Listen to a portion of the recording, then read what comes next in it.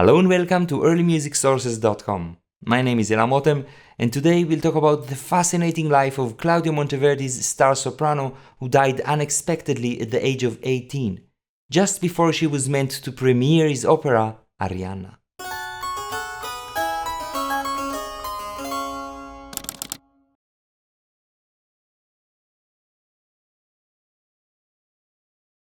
In early 1608, Claudio Monteverdi and the other musicians at the Gonzaga court in Mantua were extremely busy preparing for the performance of the opera Arianna. The leading role was meant to be sung by the young star of the court, the 18-year-old soprano Caterina Martinelli. Shockingly, 2 months before the performance, she died, leaving the entire city in mourning. The Duke, Vincenzo Gonzaga, who apparently liked her very much, commissioned Monteverdi to compose a piece in her memory.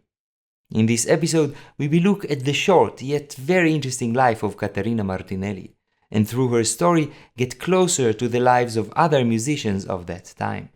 At the end, we will also look closely at the harshness of Monteverdi's counterpoint in mourning her. Let's start. Caterina Martinelli was born in Rome in 1589. And by the age of 13 seems to have been discovered by Paolo Facconi, a bass singer in the papal chapel who also worked for the Gonzagas by recruiting musicians for them. This kind of talent hunt for female singers was rather new, as until then professional musicians were practically only male. The Gonzagas probably aimed to imitate the d'Este court of Ferrara, where the famous female Concerto delle Donne brought much prestige to the court. From the first letters discussing Martinelli, it seems that apart from her musical talents, it was important to make sure that she was a virgin. Facconi, the talent hunter, promised the court that Martinelli would be checked in that regard by 2 or 3 women, and should they find she is not a virgin, they would not deal with her any further. A letter from her worried father, written 3 weeks later, reveals some interesting behind-the-scene details. The father seems to have been concerned about the virginity verification and begged that it be done by a doctor and some midwives competent for the purpose. He was also worried about leaving his daughter alone. As she is still so young and not used to going out, we would experience some difficulty in leaving her thus alone, if there were not someone from her family there for a little while. Lastly, while the father considered the invitation from the Duke highly fortunate for his girl and for the family, he asked that the agent bring to the attention of His Highness my poverty caused by the expenses that I have been obliged to make in bringing my little Caterina to that small point of excellence in which she finds herself. More than 400 years have passed, and still we can say that we understand all the concerns of this worried father. In regard to the actual plans, from this and further letters, it is revealed that the idea seems to have been first to send Martinelli to Florence to study with Giulio Caccini, the most famous singer-composer-teacher of that time, and only later to bring her to Mantua to become a court singer. It would have been fascinating to know how much time they had in mind for such an educational program.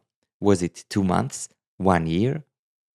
Facconi, the talent hunter, supported the idea of sending her first to Caccini, giving the following reasons. Principally, to take on Giulio's manner of singing, which is so pleasing to His Highness. And also, being so young, she can more easily learn the Tuscan than the Lombardic way of singing, which it would take more than words to remove from her later. According to Christoph Bernhard, singing in the Lombardic way is equivalent to cantar passaggiato, singing with a lot of diminutions. Indeed, we know that Caccini was highly critical of singers who sang with what he perceived as excessive diminutions. It's interesting that Facconi comments that it would be very hard to get rid of the habit of singing in this way. This plan to study with Caccini was eventually abandoned. It seems that Caccini only agreed to teach Martinelli if she were to live in his house. He insisted and promised that she would be safe. This is probably what made Duke Vincenzo avoid Caccini's tutoring and have the girl sent directly to Mantua. In all likelihood, it was not because he was afraid for her safety, but that perhaps by being so close to Caccini, she might be snatched by the Medici court in Florence, and Martinelli, the precious find, would be lost. It's fascinating in hindsight to see how politically important the arts and specific talents were to the ruling class. Nowadays, this is almost impossible to imagine. So, instead of being sent to Caccini in Florence to develop her musical skills, Martinelli was sent directly to Mantua, to live and study in, no less, the house of the young Monteverdi family. Claudio, his wife Claudia Cattaneo, who was a soprano at the court, and the 2-year-old Francesco. Vincenzo, the Duke, explained that in this way Martinelli will remain, one might say, under our eyes, and that once her studies were completed, she would move to the palace. We don't know what Monteverdi thought of that arrangement, but he probably didn't have much say in it. The Duke also reassured the worried father of Martinelli that if someone of her family wishes to accompany her here, and to stay here for some time for the greater peace of mind of the girl, we will be happy. According to one letter from some months after her arrival, we know that the Duke was pleased most when she sang to him pieces by Giuseppe Cenci, a tenor from the Papal Chapel, and arranged for more pieces by Cenci to be sent to her. One of the surviving pieces of this not-so-important composer is the song Fuggi Fuggi Fuggi, upon which many instrumental arrangements were made later in the century under the name of Ballo di Mantova, the dance of Mantua. I asked my friend Emalisa to sing for you a little bit from it. Fuggi, fuggi, fuggi da questo cielo, aspro e duro, spietato e gelo. Tu che tutto in prigioni leghi, né per pianto ti frangi e pieghi, fier tiranno, gel dell'anno. Fuggi, fuggi, fuggi da dove il verno sulle brine a seggio eterno. As for the rest, we can only imagine how Martinelli was tutored by Monteverdi, and how she sang pieces he had composed having specifically her in mind. We can also imagine how she studied with Monteverdi's wife, who, as we said, was a singer at the court, and probably could teach Martinelli everything she needed to know for the job. After 3 years of living with the Monteverdi family, when Martinelli was 16 years old, Duke Vincenzo gave her a house. We don't know where exactly, but it was somewhere in the block in front of the palace, and based on its price, it wasn't a little house. In the decree, it is said that it was given as a symbol of the Duke's gratitude for Martinelli's outstanding talents and her daily services as a singer.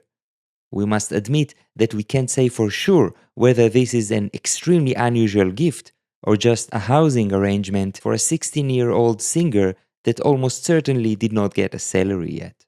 However, future gestures from the Duke would suggest that he might have had a special relationship with her. The next time we hear about Martinelli is 2 years later, in early 1608.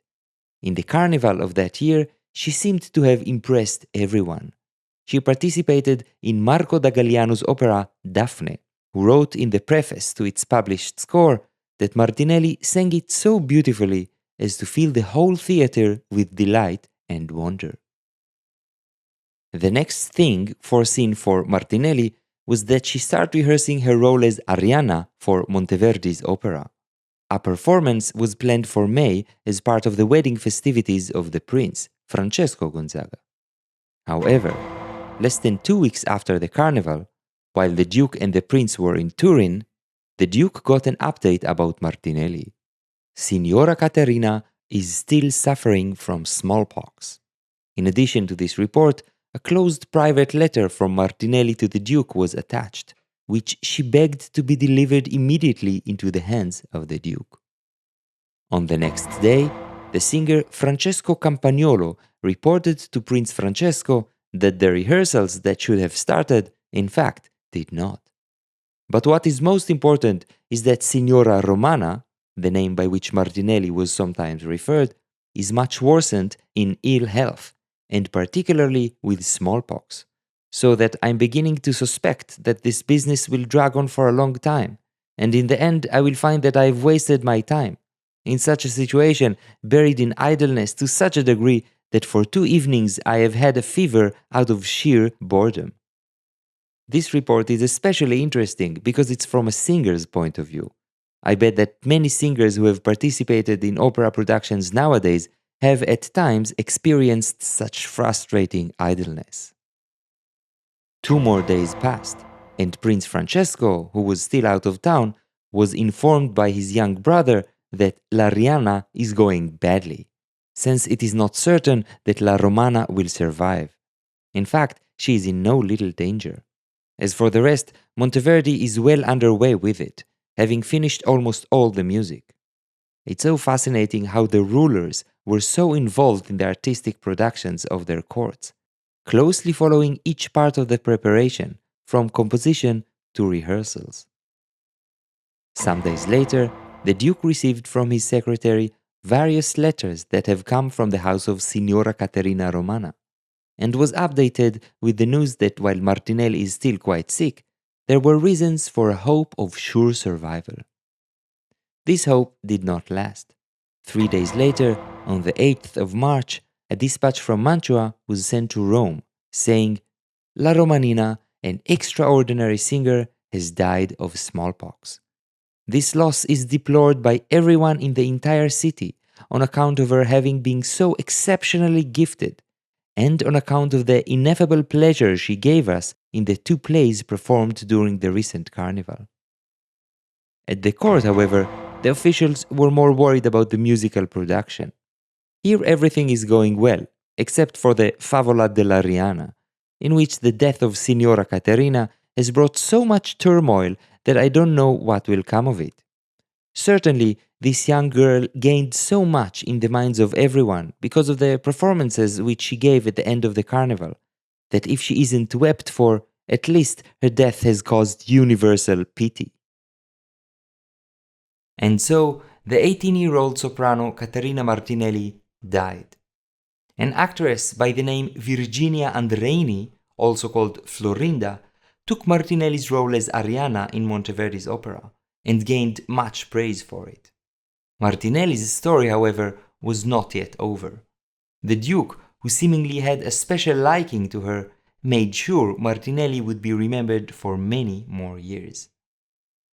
First, he made a marble tomb for her, and on it inscribed how the tunefulness and flexibility of her voice easily excelled the songs of the sirens and the melody of the heavenly spheres. It is also the only place, as far as I have seen, that describes Martinelli beyond her musicianship. It refers to the sweetness of her manner, her beauty, her grace, and charm.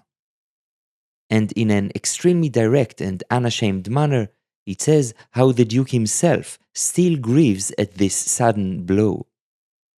To this gesture, the Duke also added an order that, beginning on the 1st anniversary of her death, each year the Carmelite priests should celebrate masses and offices for Martinelli's soul. This supposedly took place regularly until 1773, when the order was suppressed in Mantua, and its church, along with Martinelli's tomb, was razed. Lastly, in 1610, Duke Vincenzo asked Monteverdi to compose music for a sestina that was written for Martinelli's death, a lament of the shepherd whose nymph has died, for the death of Signora Romanina. This piece was published in 1614 as part of Monteverdi's 6th book of madrigals, along with the 5-voice arrangement of the famous Lamento d'Arianna that Martinelli was meant to sing. How befitting. We can only imagine how the death of Martinelli affected Monteverdi, who had also lost his wife the year before. Musically, his sestina setting for the memory of Martinelli is bitter and sad. While we can't look at it all now, I do want to focus on one little phrase and show you how it may be rendered in varying intensities of hardness, and how Monteverdi's version is always the hardest. The piece is also titled Tears of the Lover at the Tomb of the Beloved. As we have said, its poetic form is a sestina. In a sestina, each line ends with one of 6 selected words, and these are repeated in each verse, but in a different order each time. The 6 words of this sestina are tomba, tomb, cielo, skies, terra, earth, seno, breast, pianto, weeping, and glauco, the name of the shepherd mourning his beloved, in this case pretty obviously representing Duke Vincenzo. The name of the dead beloved, Corinna, clearly alluding to Caterina Martinelli, is cried at the climax of the piece. On this occasion, we will only look at 1 line and a half from the 4th verse. The translation of it is, "And dryads and napii, 2 kinds of wood nymphs, repeat the lamentations of the said Glauco." Monteverdi first set it as a trio. Let's listen.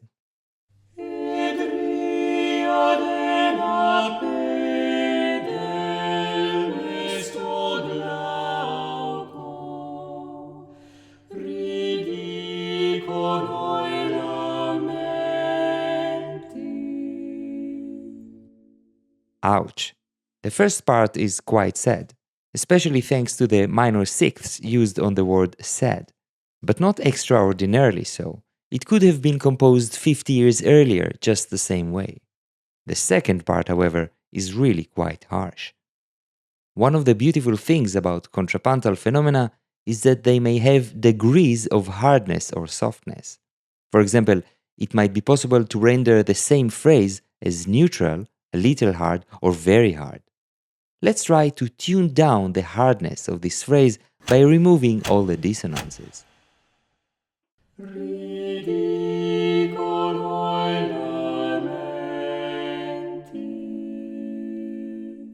This is very sweet.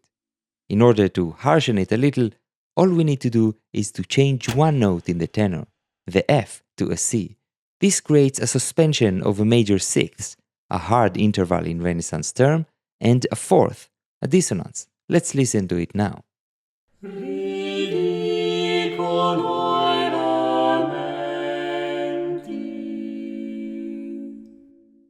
If we want to make it even harder, we may add suspension also on the following note. This time it'll be 2 dissonances, a 4th and a 9th. Let's hear it.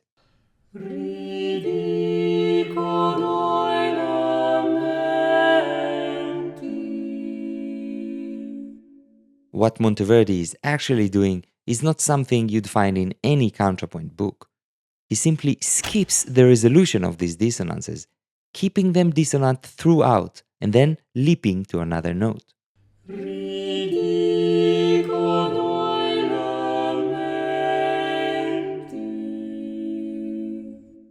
Contrapuntally, this is so wrong that a responsible editor reading this might consider it to be a mistake. But in the following phrase, Monteverdi confirms to us that this was exactly what he meant. He more or less repeats the music of the trio, only in another key, and this time in 5 voices. Trying to understand it, let's try to do this transformation from 3 voices to 5 voices ourselves. In this way, we will be forced to think like a composer, and thus understand better what Monteverdi eventually did. Having the original music of the trio in the 2 upper voices and bass, and since the phrase is already very dissonant as it is, the responsible thing to do would be to complete the missing voices by simply reinforcing basic consonances, like this, for example.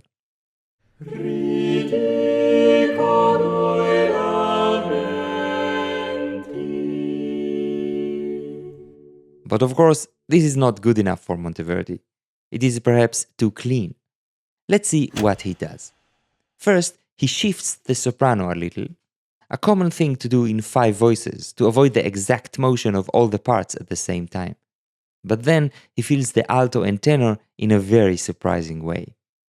On the suspension of the 6th and 4th, he puts in the tenor of all intervals the 3rd, which is in direct contradiction to the suspended 4th.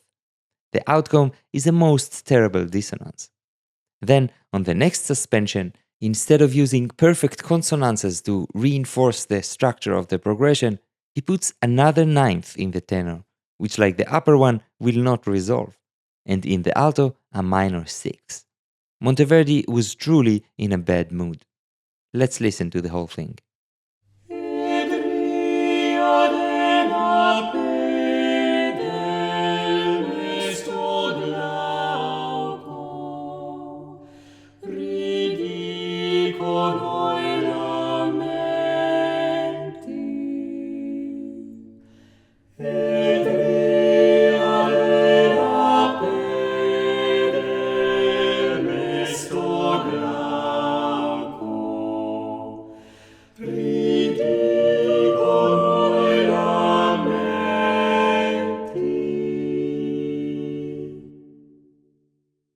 Do go on and listen to this bitter and heartbreaking piece, which is the memory we have left of Caterina Martinelli, the soprano that everyone loved so much.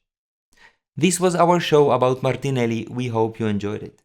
Many thanks to Emma, Lisa, Doron and Loic for their singing.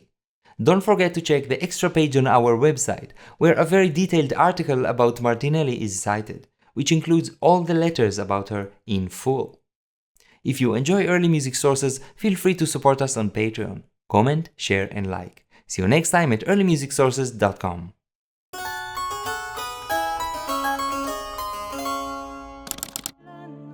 Fuggi, fuggi, fuggi a dove il verno, sulle brine a seggio eterno.